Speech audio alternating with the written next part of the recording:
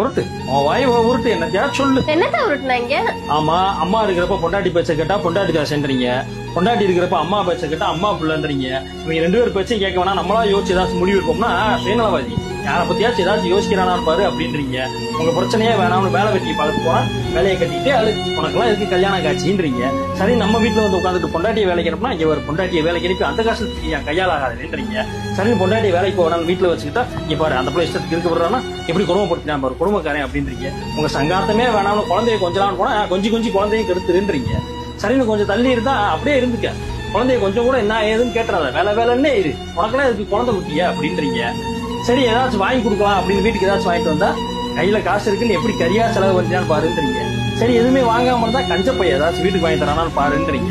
இந்த உலகத்துல ஆம்பளையா பிறந்துட்டு நாங்க படுற பாடு இருக்கேன். ஏய் அதை கூட விடு. ஆனா கடைசியில ஒண்ணு சொல்லுவீங்க பாருங்க, உங்களுக்கு என்னப்பா ஆம்பளைங்க ஜாலியா இருக்கீங்க, நாங்க பொம்பளை எதே கஷ்டப்படுறோம்னு. இப்ப கூட நான் உண்மையத்தையும் பேசுறேன். ஆனா கமெண்ட் செக்ஷன்ல வந்து என்ன சொல்லுவீங்க, மேய்ச்சுவாங்க எப்படி ஆம்பளைங்களுக்கு சப்போர்ட் பண்ணி பேசுறேன் பாரு அப்படின்னு தானே சொல்ல போறீங்க. சொல்லுங்க, என்னத்தையா சொல்லுங்க, நடத்துங்க.